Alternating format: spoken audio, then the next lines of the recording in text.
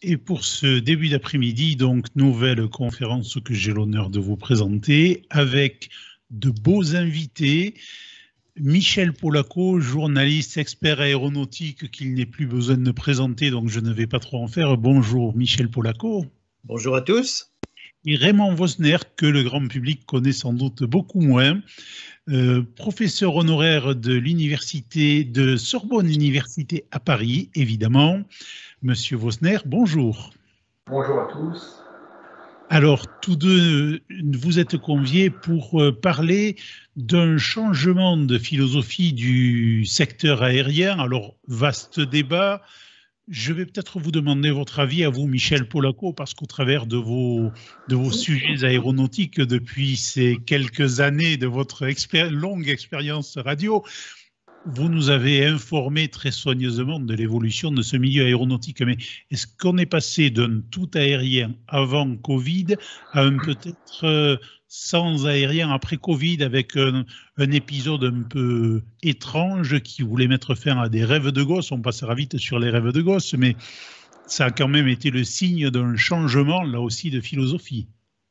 Alors moi, je crois qu'il faut se garder de réagir trop rapidement et trop brutalement aux événements d'actualité.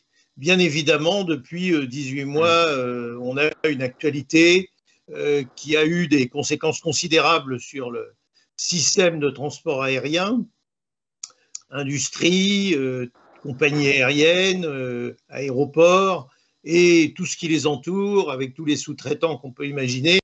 Et ça a eu aussi des conséquences politiques, c'est qu'on a voulu remettre un certain nombre de choses en cause en se disant c'est l'occasion de. Et pourquoi pas? Cela dit, faut-il parler d'une nouvelle philosophie du transport aérien alors que, bon an, mal an, le besoin qui existait il y a 2 ans est toujours le même si on pourra le pondérer un peu, sans doute Zoom, Teams, Webex, Skype, et j'en passe, FaceTime et des meilleurs, ont montré une grande utilité. Et il est vrai qu'il y a des déplacements qui deviennent inutiles et qui n'auront plus lieu. Il est vrai qu'il y a peut-être une vision environnementale et écologiste qui a été particulièrement abordée, traitée, développée pendant ces mois et qui nous a amené à réfléchir, à chercher des idées, et notamment qui a amené les constructeurs et les compagnies aériennes à réfléchir, à chercher des idées. Bon, les États, comme d'habitude, suivent, c'est-à-dire que dès que quelqu'un lève la main, dès que quelqu'un commence à proposer des évolutions, les politiques, ils veulent jamais être de reste, donc évidemment, ils ont embrayé sur tout un tas de trucs. Dedans, il y a des bonnes choses. Dedans, il y a des choses qui sont, à mon sens, complètement aléatoires, pour ne pas employer des mots moins agréables. Mais bon, on y reviendra, bien sûr, on aura du temps. Et enfin, et de toute façon, je vous dirais, est-il nécessaire de changer la philosophie du système de transport aérien qui est né globalement il y a 120 ans avec les successeurs de Clément Ader, qui n'a cessé de progresser depuis, tantôt à l'occasion de conflits qui ont fait faire des progrès souvent techniques et technologiques, tantôt à l'occasion d'évolutions techniques, technologiques, tantôt à cause de l'évolution des besoins des populations. Il est certain qu'en 1920, alors que la France avait des possessions en Indochine, il y avait des gens qui voyageaient de temps en temps pour aller à Saigon ou à Hanoï, et à l'époque, on prenait le cargo à Marseille et on mettait 2 mois. Aujourd'hui, on n'a plus de possession là-bas, mais on peut dire qu'une frange non négligeable de notre population a eu l'occasion de découvrir l'Asie, l'Indochine, sa culture, sa gastronomie, son art et les talents de ces populations. Donc voilà, les besoins ont évolué, se sont multipliés, et il est vrai qu'en 120 ans, cette aviation dangereuse et pour une toute petite frange de la population est extrêmement coûteuse, est devenue une aviation sûre et qui s'offre quand même au plus grand nombre, on peut dire. Il y a quand même 4 milliards 200 millions de personnes qui ont pris l'avion en 2019, avant le Covid. Et puis, on peut dire que cette aviation est devenue de plus en plus sage et de plus en plus respectueuse de l'environnement et de la planète. Moi, quand j'étais gamin, je regardais décoller les Boeing 707 le dimanche à Orly et je voyais une grosse traînée noire derrière les 4 moteurs. C'était les particules, les gaz d'échappement, le pétrole mal brûlé, mal raffiné, qui se répandait dans le ciel et qui permettait de suivre l'avion bien loin. Tout ça dans un vacarme absolument assourdissant, non seulement pour les gens qui étaient sur l'aéroport, mais pour les riverains. Or, tout ça, ça a évolué dans des proportions absolument inouïes et inimaginables.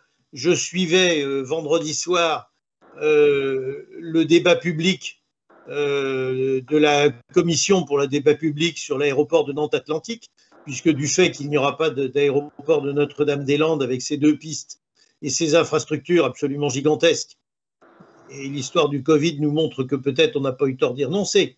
Mais du coup, il faut aménager cet aéroport de Nantes.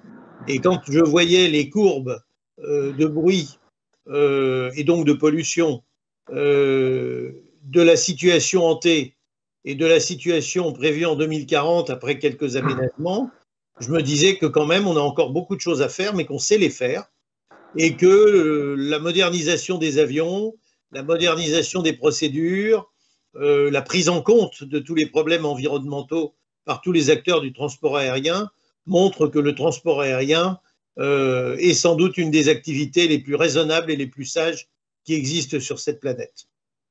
Alors Raymond Rossner, avec votre œil d'universitaire, je vais vous demander à vous aussi, y a-t-il un besoin, y a-t-il un changement de philosophie qui serait peut-être déjà opéré? Le besoin d'avions et de déplacements est-il aussi important qu'avant cette crise que personne ne pouvait prévoir, dont personne ne pouvait prévoir l'ampleur et forcément les conséquences? Oui, en fait, il y a 2 choses qui se superposent. D'un côté, il y a la crise du Covid, qui a été radicale et brutale, hein, qui a mis l'aviation civile par terre à un moment donné. Mais derrière, il y a un mouvement beaucoup plus lent, plus long, qui a finalement démarré dans les années 1970 avec la publication du rapport du Club de Rome, Halte à la croissance, et qui courait comme ça, en bruit de fond, en signal faible, pendant des dizaines d'années. Et puis, il y a eu les travaux du GIEC, hein, du groupement intergouvernemental collectif du climat, donc une organisation scientifique et onusienne, qui a abouti à la conférence des parties, hein, dont la célèbre COP21 en 2015 à Paris. Et dans quelques semaines, on aura la COP26 à Glasgow. Et si on oublie un peu le Covid, on va dire, entre parenthèses, hein, on est sur un mouvement de fond qui est une préoccupation de civilisation. C'est-à-dire qu'on a vécu pendant 250 ans sur une création de richesses principalement par l'industrie, hein, l'agriculture par l'agro-industrie, hein, c'est à peu près la même chose, qui est fondée sur l'utilisation d'énergie fossile, hein, charbon, pétrole, gaz, principalement, et qui a donc conduit à un dérèglement et à un réchauffement climatique qui va en s'accélérant de manière insensée depuis une vingtaine d'années. Donc, il y a d'un côté le monde d'avant, hein, que par exemple Donald Trump incarnait parfaitement bien aux États-Unis, hein, en niant les problèmes. Et puis il y a ce choc qui est là, et je dirais qu'on est sur une espèce de fracture civilisationnelle, c'est-à-dire qu'on voit bien que, avec les objectifs qui sont définis par les différentes COP, avec les différents plans de l'Union européenne qui vont être déclinés au niveau national dans les années qui viennent, l'idée, c'est de sortir d'une économie carbonée et d'arriver vers une condition qui soit à peu près proche de zéro.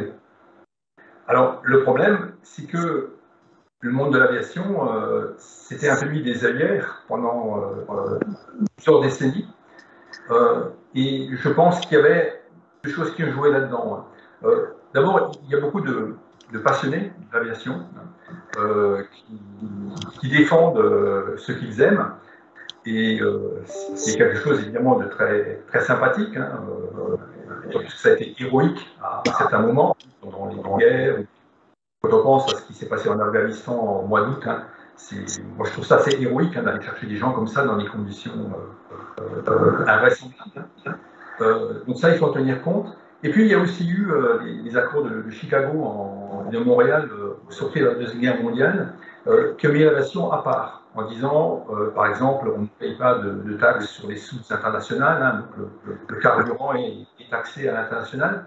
Et du coup, dans le monde aérien, on s'est dit, bon, après tout, on n'est pas des gros pollueurs. Il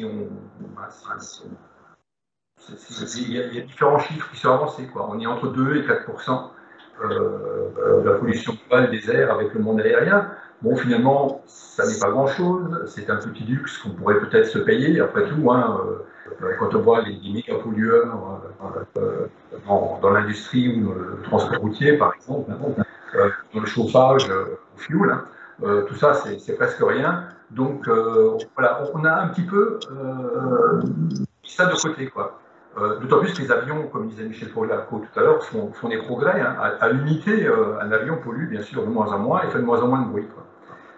Mais au total, quand vous prenez la croissance phénoménale du trafic aérien, notamment dans la décennie 2010, finalement, on pollue quand même de plus en plus, quoi, malgré les progrès faits par chaque avion.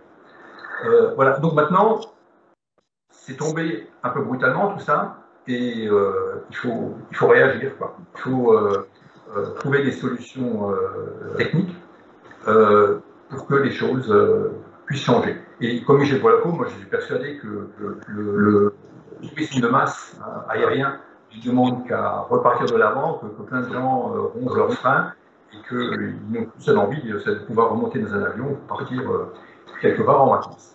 Pour autant, le remplacement, la substitution des liaisons aériennes par le train, par exemple, puisque c'est ce qui a été préconisé depuis 1 an et demi, peut se concevoir à certaines échelles, mais ne peut pas être généralisé. Et d'autre part, certaines liaisons, je pense en particulier aux déplacements professionnels, ne peuvent pas forcément se satisfaire du temps de trajet que peut impliquer le train par rapport au temps de trajet de l'avion, Raymond Vosner. Ah oui, tout à fait. Là, il faut aussi savoir de quel monde aérien on parle, quoi. Si on parle à l'échelle France, à l'échelle, on va dire, Europe occidentale, sans aller trop loin, là, le train peut devenir un concurrent important, quoi. Même si c'est pas plus long, parce que, bon, plus long, à l'échelle française, le temps d'aller à l'aéroport, de satisfaire au contrôle, de voler un petit peu quand même, de redescendre à l'autre bout, de quitter l'aéroport pour aller là où on va aller en ville. Vous avez des temps de parcours qui sont pas fameux, quoi. Actuellement, les bonnes destinations qui restent en France pour l'avion, c'est principalement Toulouse et Nice. Pour le reste, l'avion est vraiment très concurrencé par le train, quoi. Mais si je sors de cet univers un peu étriqué qui est le nôtre, évidemment, si vous allez à Varsovie, si vous allez à Moscou, à Ankara, c'est bye bye le train, quoi. On va pas s'amuser à faire l'express et à faire les trains de luxe pendant 3 jours. Bon. Donc l'avion est irremplaçable, c'est évident. On ne peut pas s'en passer. Même si là aussi, dans le domaine professionnel, moi j'étais très frappé par ce que racontent certaines compagnies aériennes aujourd'hui, qui disent qu'ils vont perdre beaucoup de clientèle en première classe, la clientèle affaires, à cause de ce que nous sommes en train de faire, c'est-à-dire une visioconférence, quoi. Or, les premières classes, c'est une vache à lait pour l'équilibre économique de beaucoup de vols internationaux ou intercontinentaux, quoi. Donc là aussi, si on perd largement ces clientèles-là, il va falloir retrouver ces billets quelque part. Est-ce qu'on peut augmenter le prix des billets pour les touristes? Dans ce cas-là, ils risquent de plus venir non plus. Donc je pense que ça doit phosphorer très dur chez les spécialistes du management. Alors Michel Polaco, il y a quelques années, je vous aurais interrogé sur l'avenir éventuel des compagnies low cost. Aujourd'hui, on est vraiment très très loin de ça. On a oublié le low cost. On ne parle plus même de prix du billet d'avion. Quel que soit l'avion que l'on prend, on se pose la question tout simplement de savoir si dans 6 mois, dans 10 ans, on continuera à monter dans un avion. Non, moi je ne crois pas qu'on se pose la question comme ça. Je suis prêt à parier que dans 6 mois et dans 10 ans, on continuera à prendre l'avion. Comme d'ailleurs l'a dit Raymond Wessner à l'instant, il y a des situations dans lesquelles c'est l'avion. Il y a des situations dans lesquelles, dans les pays où c'est possible, c'est le train. Il y a des situations dans lesquelles, dans d'autres pays, c'est un mix de tout ça, ou c'est l'automobile, ou voilà. Donc, il y a plein d'hypothèses, et il y a même des régions du monde où on se déplace beaucoup avec des bateaux, avec des hydravions, avec des overcraft et des trucs comme ça. Donc, il faut comprendre que la planète elle est très diverse et qu'il y a des situations qui sont donc très diverses. Bon, c'est vrai qu'en France, il y a eu une espèce de crise d'hystérie autour de l'avion à un moment donné qui a amené à décider de supprimer l'avion là où le train est à moins de 2h30 de la capitale, ce qui est une vision d'ailleurs assez épouvantable de l'aménagement du territoire en France, puisque ça veut dire que donc tout repose sur la capitale, que comme d'habitude, il n'y en a que pour la capitale, et que s'il n'y avait pas la capitale, le reste de la France serait totalement insignifiant. Donc c'est assez sinistre et assez triste comme vision. Deuxièmement, ça a été décidé entre Orly et 3 villes de France, Nantes, Bordeaux et Lyon, parce que Air France n'est pas installée à Orly et que, par conséquent, ça ne faisait pas de dégâts pour la compagnie nationale qui avait des grosses difficultés financières sur ces lignes régionales. Vous savez que Hop a perdu jusqu'à 350 millions d'euros par an quand même, c'est pas rien. Et que donc, cette mesure écologique qui a consisté à dire, eh bien, plus aucune compagnie, parce que si on l'interdit pour Air France, on l'interdit pour tout le monde. Sinon, évidemment, ça n'avait pas d'effet. Plus aucune compagnie sur Nantes, sur Lyon et sur Bordeaux, et en direction d'Orly. Mais on n'a pas dit ça en direction de Charles de Gaulle. Parce que si on disait ça en direction de Charles de Gaulle, on tue le hub, c'est-à-dire le centre de correspondance d'Air France, qui alimente ces lignes moyen et long courrier vers l'Europe et vers le reste du monde. Donc vous voyez que c'est quand même un calcul relativement cynique qui a été fait, habillé de manière environnementale, qui représente un nombre de passagers, un nombre de vols d'ailleurs assez ridicule, assez faible, que ça va avoir un effet sur l'empreinte carbone qui est totalement insignifiant, et que par contre ça va peut-être avoir des effets économiques très mauvais. Je vais rester encore une seconde là-dessus parce que je trouve que c'est significatif de ces actions politiques qu'il y a dans notre pays où vous avez un flic qui se fait arrêter à un coin de rue et au lieu de traiter le problème du respect de la police, on refait une loi sur le respect des policiers, etc. On met 6 mois. Au bout de 6 mois, on a oublié le problème du pauvre flic, on a oublié le problème de la pauvre vieille dame qui s'est fait agresser, mais on a pondu 2 lois, 3 lois, 4 lois, etc. Là, c'est un peu pareil. Le sage montre la lune avec son doigt et l'imbécile regarde le doigt. Donc, si vous voulez, c'est un peu la même chose. C'est complètement insignifiant. Mais par exemple, vous avez Dassault qui a annoncé il y a 8 jours qu'ils allaient déplacer petit à petit le personnel et les activités de leur siège de Saint-Cloud, qui est un endroit très important dans toute l'organisation de cette entreprise de 10 000 personnes, je vous le rappelle. Et ils vont les déplacer à Mérignac, sur le terrain de Mérignac, où ils ont déjà les chaînes de montage des Falcon et des Rafales, où ils ont déjà des infrastructures et où il y a des sous-traitants relativement nombreux qui travaillent. Et ils ont dit, sauf que nous, voilà, c'est très bien tout ça, mais on a besoin d'aller à Orly. Et alors, comme il n'y aura pas de navette sur Orly, il n'y aura plus d'avion sur Orly, eh ben, on va créer une navette. Alors donc, Dassault va faire ses vols privés entre Bordeaux et le Bourget, ce sera le Bourget, parce que il n'y aura plus les horaires, les trucs et les machins. Bon, je pense que c'est une intervention dans un système économique qui est maladroite, qui est démagogique et qui est inutile. En revanche, quand il s'agit de convaincre les compagnies aériennes, les constructeurs, que les 2,5, 3 ou 4%, je ne veux pas rentrer dans cette discussion, de gaz à effet de serre qui sont rejetés par le transport aérien mondial, qu'il faut arriver à les réduire à zéro, ou en tout cas, il faut arriver à l'équilibre tel qu'on arrive à l'équivalent zéro. Ben, je trouve que c'est très bien, que c'est très sage, que c'est très raisonnable, qu'il faut le faire. Il faut s'en donner le temps, parce que ce n'est pas la peine de s'imaginer qu'on peut le faire en 3 semaines. On ne peut pas le faire en 3 semaines.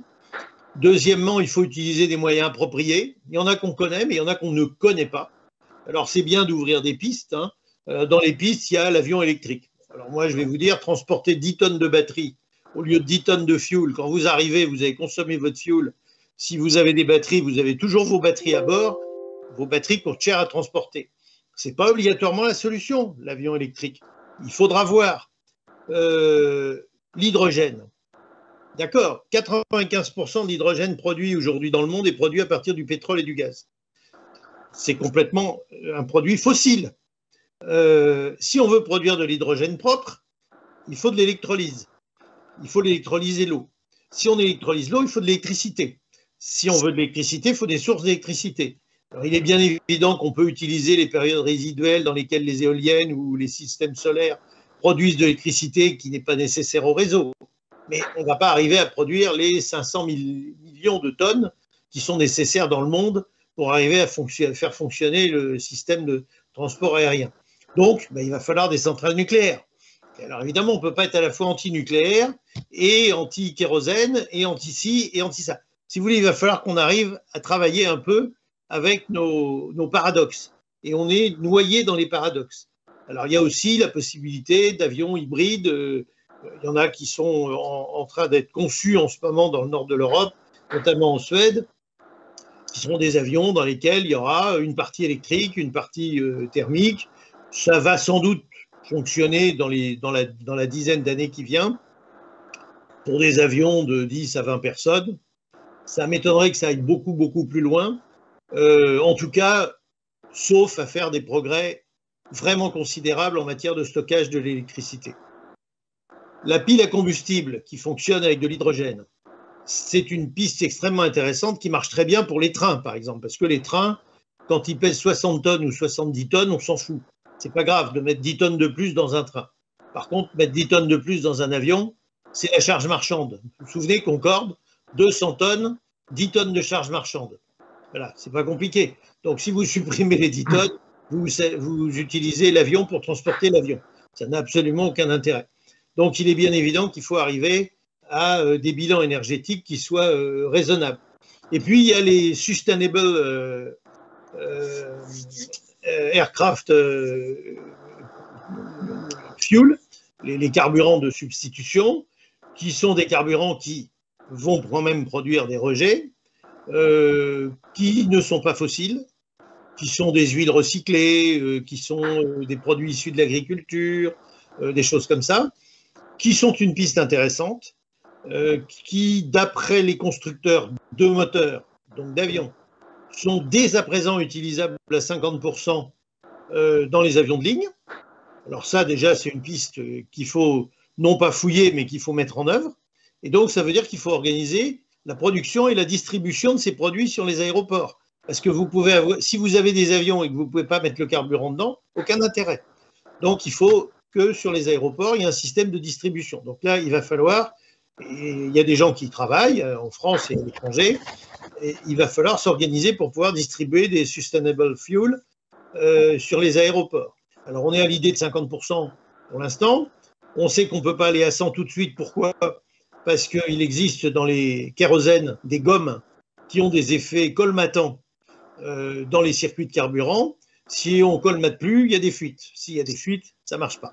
Enfin, donc, il va falloir trouver des additifs ou des choses comme ça, qui évidemment n'aient pas de conséquences négatives pour la planète. Et d'après les constructeurs, en 2030, on devrait arriver à utiliser essentiellement des sustainable fuel. Ça veut dire 80% d'économie de rejet de gaz à effet de serre dans l'atmosphère. C'est pas mal. Bon, je ne vous dis pas c'est le Pérou, mais je dis c'est pas mal. Et donc voilà, pas à pas, en travaillant sur l'hydrogène, en travaillant sur l'hybride, en travaillant sur l'électricité sous différentes formes, en travaillant sur les carburants sustainable, on devrait arriver à réduire sérieusement la trace du transport aérien. Sachant qu'en parallèle, les constructeurs font des progrès en termes d'aérodynamique, en termes de fabrication de moteurs, que des boîtes comme Airbus viennent de sortir un dispositif qui est assez impressionnant, qui est un dispositif d'aide à l'approche et à l'atterrissage, qu'on va appeler propre-essage. C'est-à-dire que le système est capable de, en liaison avec le système de contrôle aérien, est capable de définir la trajectoire qui permet à un moment donné, pendant la croisière, de réduire complètement les moteurs, idle, ça ne veut pas dire les arrêter, ça veut dire les mettre sur ralenti, et d'aller jusqu'à l'atterrissage dans cette configuration-là. Donc ça veut dire que l'avion va se poser sans avoir remis de puissance, sans avoir donc consommé plus de carburant que le nécessaire pour le ralenti, sans avoir rejeté des gaz, etc. Bon, ça, c'est en vente tout de suite. On peut déjà le commander pour ces avions Airbus 320 Neo, 321 ou les autres modèles dès que ce sera disponible. Donc, vous voyez, il y a des tas de choses qui se passent. Le monde de l'aviation s'est mobilisé. Il a compris que pendant un temps, il fallait qu'il offre de la sécurité. Il est arrivé à un niveau de sécurité absolument gigantesque. On a encore quelques accidents. Honnêtement, si on regarde bien à chaque fois, c'est toujours des situations très exceptionnelles qui ont amené à ces accidents. Souvent des erreurs humaines, des combinaisons de situations qu'on n'a pas imaginées. Enfin, ils sont très, très rares. Bon, maintenant, le prochain objectif de l'aviation, c'est d'arriver, tout en étant encore économiquement viable, d'être propre. Elle est en train de s'équiper et de s'organiser pour devenir propre. Et vous verrez, je fais le pari avec vous, qu'en 2050, elle sera vraiment propre, et probablement bien plus propre encore qu'elle ne s'y est engagée, non pas à la COP 21, puisqu'il n'y avait pas d'engagement précis à ce moment-là, mais dans les années qui ont suivi la COP 21. Raymond Vossner, voilà des pistes encourageantes pour l'avenir. Ah, complètement, oui. Et c'est vrai qu'on est fondamentalement sur un enjeu d'innovation.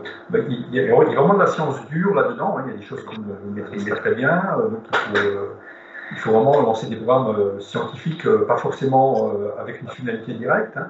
Après, il y a de la recherche-développement, il y a des mobilisations industrielles.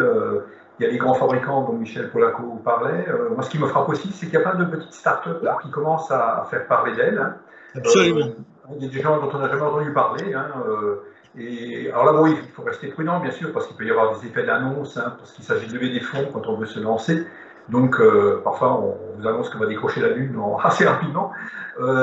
Mais une fois qu'on reste un peu prudent là-dessus, il est clair qu'il y a toute une série de nouveaux acteurs industriels qui sont en train d'émerger, dont l'aspect le plus impressionnant depuis quelques temps, c'est les avions-taxis autonomes, électriques, qui font la courte distance, bien sûr, hein, entre les aéroports ou bien le centre-ville, ou bien vous avez les gens de Lyon, par exemple, en Bavière, qui annoncent des avions-taxis sur 300 km avec des volets électriques. Hein.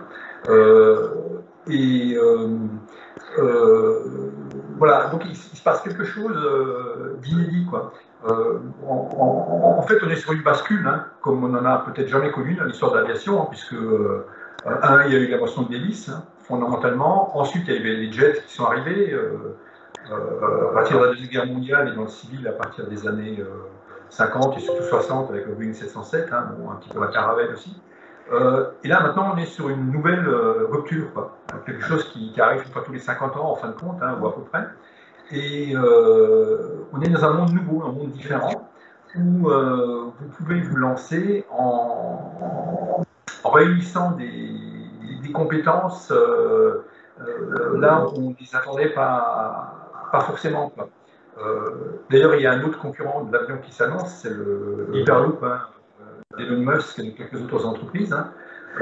Donc, on met les gens dans une espèce de capsule, hein, et puis on les met dans un tube, hein, ce qui est moyennement rassurant, mais bon, et on les envoie à plus de 1000 km à l'heure, éventuellement sur la longue distance. Et là aussi, en fait, Elon Musk recrute des startups, finalement, pour se lancer là-dedans, qui elles-mêmes nouent parfois des partenariats avec de grandes entreprises industrielles bien connues. Il n'y a pas seulement finalement le monde aérien qui va changer tel que Michel le présentait tout à l'heure, mais il y a aussi innovations industrielles et dans le management, dans l'organisation de l'industrie, dans le tissu entrepreneurial qui est en train de bouger beaucoup, quoi. Et je vais parler aussi de politique, hein. Il y a encore d'autres versants, moi, je lève un peu un sourcil. C'est-à-dire que on aide beaucoup des entreprises qui ont pignon sur eux. Par exemple, Air France a été gavé avec plusieurs milliards, hein, alors qu'avec quoi ils perdaient de l'argent. Enfin bon, bref, depuis longtemps. Mais est-ce qu'on met vraiment le paquet sur les émergents, sur tous ceux qui arrivent et qui ont des idées vraiment très, très fécondes, hein, et qui ont déjà des concurrents, hein, en Allemagne, tout ce qui est drone en Chine maintenant, hein. Et là, c'est un problème de philosophie politique cette fois-ci, c'est-à-dire que souvent ce sont les lobbies qui se font entendre et donc ils récupèrent le fruit de leur lobbying. Mais quand vous commencez à arriver sur un marché, vous ne pouvez pas vraiment faire de lobby puisque vous existez à peine. On va vous dire, vous, c'est combien de divisions, hein, c'est combien vous pesez, quoi. Ah oui, oh, bon. Donc, un gouvernement efficace devrait vraiment se préoccuper beaucoup, de tout ce qui est petit aussi, hein, de tout ce qui est émergent, hein, parce que bien sûr il y aura de la casse, hein, toutes les idées ne sont pas toujours applicables, mais c'est le gros de l'émergence. Hein. Et là-dedans, il y a toute une organisation sociale, environnementale, économique, industrielle, hein, commerciale, qu'il importe de faire émerger. Hein. Et c'est un peu ça ce qu'on attendrait beaucoup d'un gouvernement, plutôt que des espèces de rotomondables comme ça à court terme. Hein. Je me permets de revenir sur un épisode aussi TGV. Hein. Si vous vous souvenez, la SNCF avait une politique de tout TGV qui consistait à fermer ou à abandonner à leur triste sort beaucoup de lignes secondaires et des lignes moyennes avec. Hein. Et puis en 2014, il y a eu un rapport à l'Assemblée nationale, le rapport Duron, qui disait « stop, on arrête le TGV, on n'en fait pas plus, hein, parce que la priorité, c'est les lignes de banlieue et ainsi de suite. » Et maintenant, qu'est-ce qu'on entend? Il faut faire un TGV Paris-Toulouse, il faut faire un TGV Paris-Nice, il faut faire un TGV avec le barreau de Perpignan qui monte vers l'Espagne. Hein.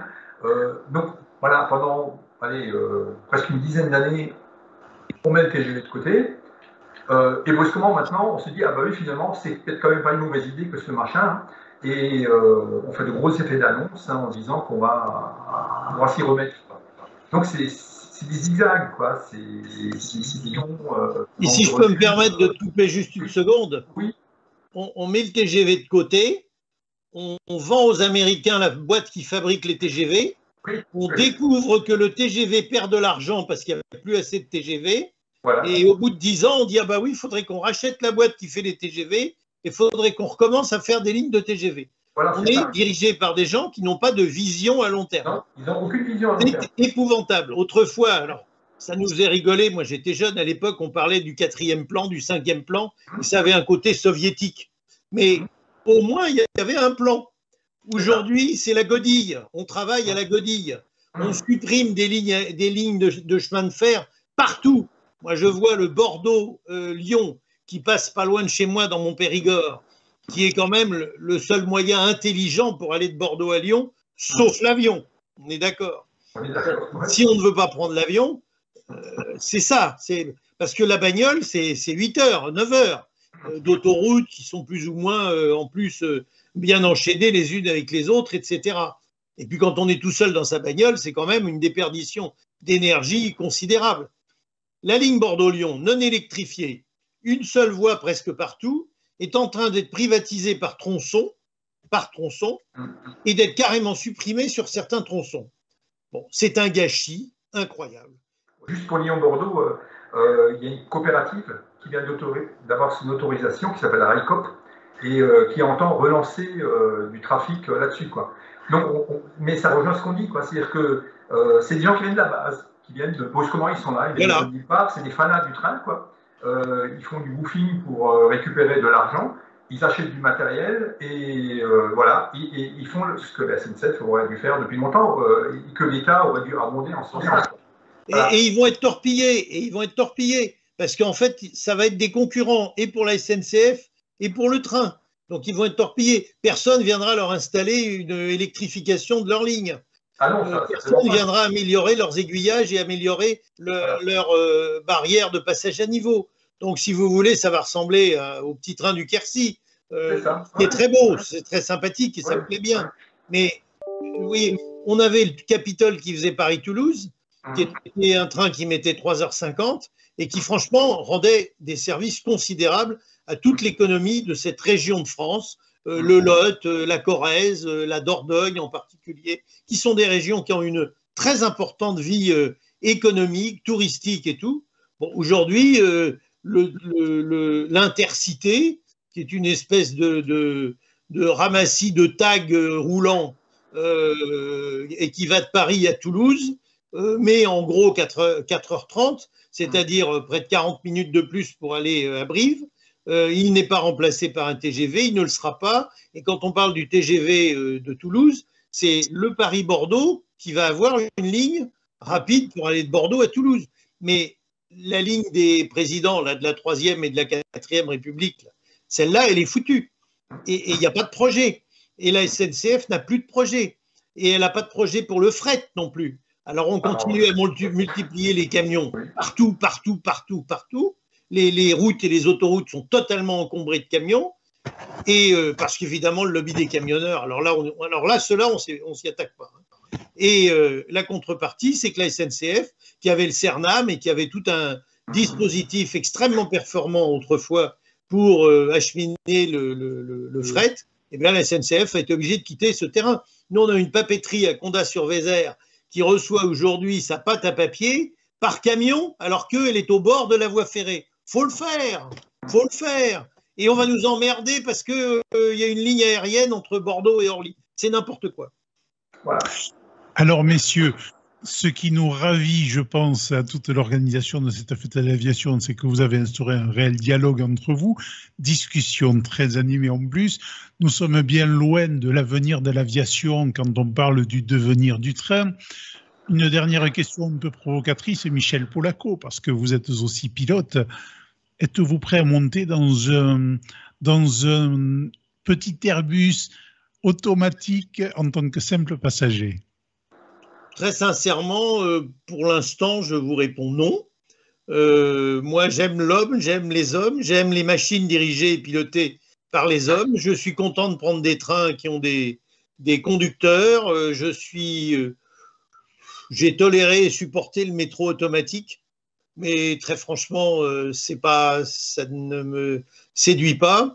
Et pour être, je crois, un pas mauvais connaisseur de l'avion que je pratique ou l'hélicoptère depuis longtemps, je crois que la place de l'homme est encore essentielle.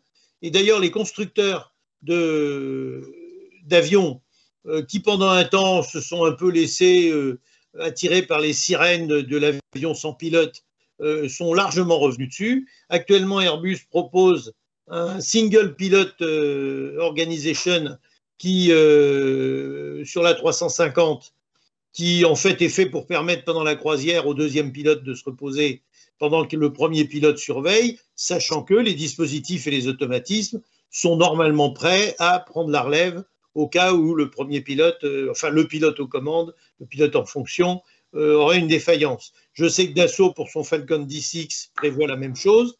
Donc, si vous voulez, on est devenu un peu plus sage. Maintenant, on est toujours sur 2 pilotes, c'est-à-dire un qui est en fonction, et puis celui qui était managing, maintenant, celui-là, il peut se reposer, il peut faire autre chose. Mais pour l'instant, on a quand même prévu 2 hommes à bord. Et moi, je suis très attaché.